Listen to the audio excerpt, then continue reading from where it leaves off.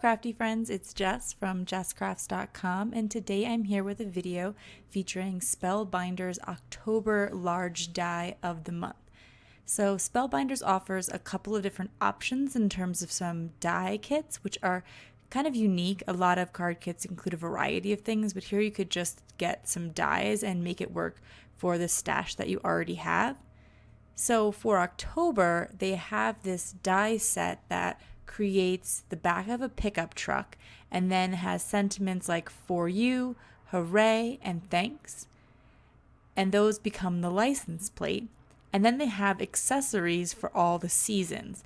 So I definitely recommend going over to the Spellbinders website and checking out some of the additional inspiration.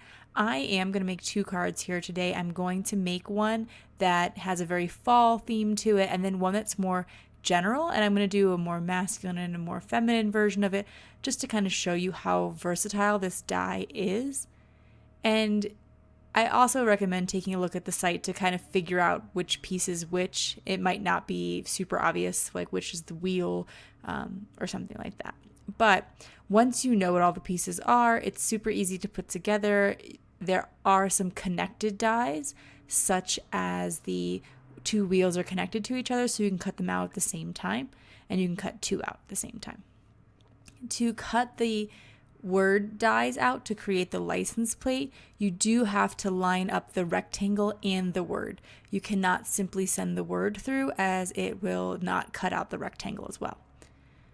When I was preparing these cards, I just pulled out like a super old, I think maybe My Mind's Eye, I don't even know what it was, paper pad to pick out some simple patterns because I really wanted the die cuts to be the star of the show. And I did use a combination of liquid and tape adhesive. I just find that my tape adhesive is really strong and sticks instantly, whereas the liquid adhesive also really strong but gives you a bit more time to play. So I used just a touch of the tape adhesive in the area where I knew I didn't have to place anything under, because that's the thing with these dies, is that all the elements sort of layer up together. So I need to be able to slip the tires underneath the truck after I die cut it out.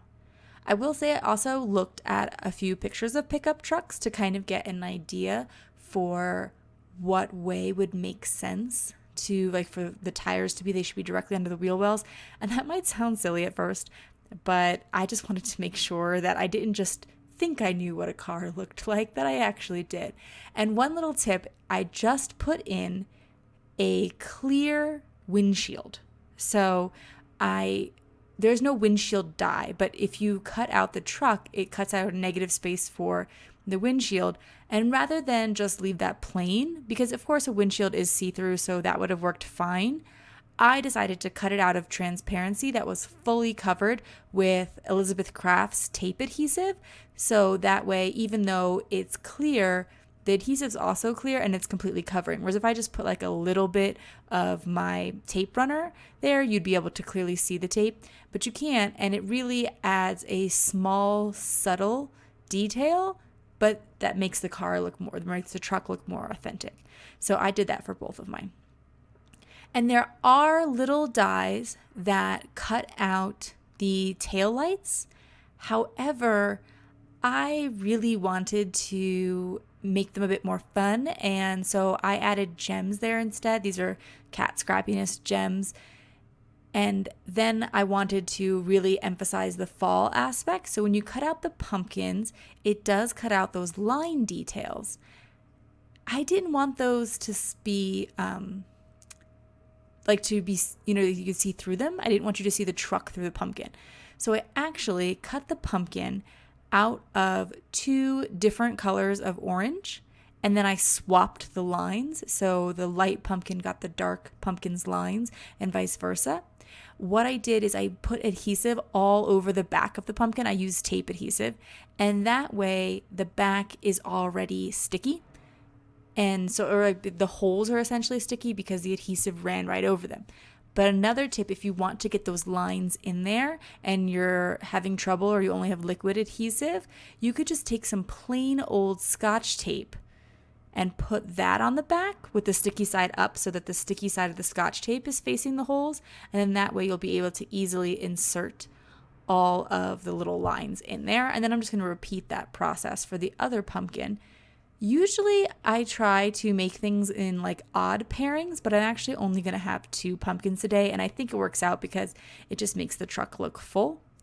I also decided to add a small detail. I just felt like this particular card would really work well with a little bit of twine. I don't know why, because I don't reach for it very often. And what I tend to do is just sort of measure out a chunk of twine that I think will wrap around about this amount of times that I want it to. And then I wrap it all the way around and tie a bow. This is so that I can place things more easily and it's easier to tie the bow. Whereas if you were to not wrap it all the way around, you would have to like tape down the ends and then tie the bow. And I just find twine's cheap enough that I just go all the way around, tie it like I would tie my shoe, and then move it around and position it and all like till I exactly like it. Then add some adhesive and, glue it all down and have it ready in place. So I can put a little Scotch tape on the back here, or I can just add my adhesive directly to the back. And that will be my first card all finished. I'm going to go back to the strong, sticking fast ATG tape. I know it's not everyone's favorite, but I will say it's great when you have a little lump and bump like from that ribbon. You never have to worry about that, or twine, I suppose it's technically called. So after I made that first card, for some reason, I was thinking about my mom on this particular day, and I just felt like she would think that a pink sparkly pickup was perfect. She loves pink, and the paper pad that I was already working with had this pink butterfly paper in it, and she loves butterflies.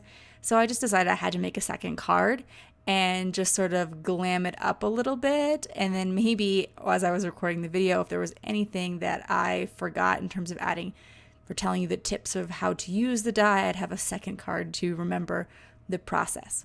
Now the pickup truck has a slit for where the front piece connects with the bed, and that's what allows you to put anything in to look like it's inside of the truck.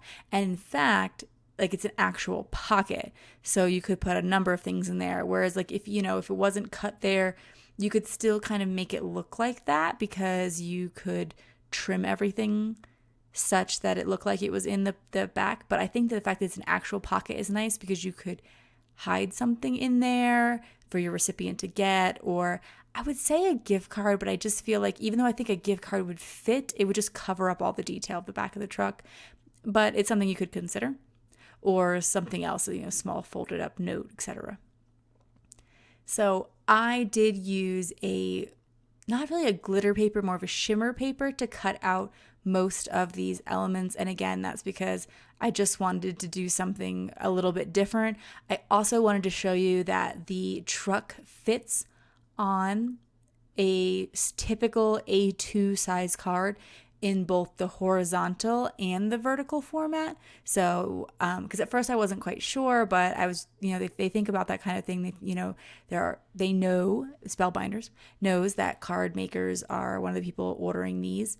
And I did want to say, if you didn't have the clear transparency or wasn't clear how to do that, you could use glossy accents to also create the effect of there being a windshield there. I just think that the transparency is a lot faster, even though it's an extra die cut, because you don't have to wait for it to dry and you can instantly layer on top of it. But just another thought or alternative if you wanted to create that look.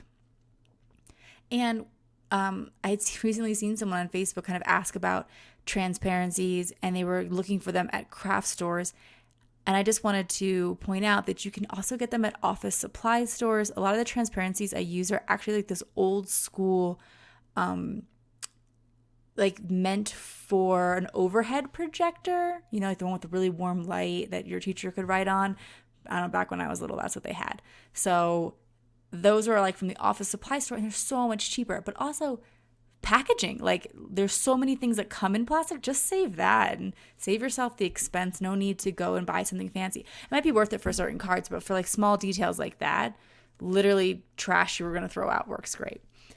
So I created the presents, and this would basically be kind of like, it could be a birthday card or it could just be a thinking of you card. And that's why I went with the for you instead of the hooray, because I wasn't sure what I wanted to use this for. Then I'm going to again add some jewels for the taillights instead of using the dies, but of course they are included.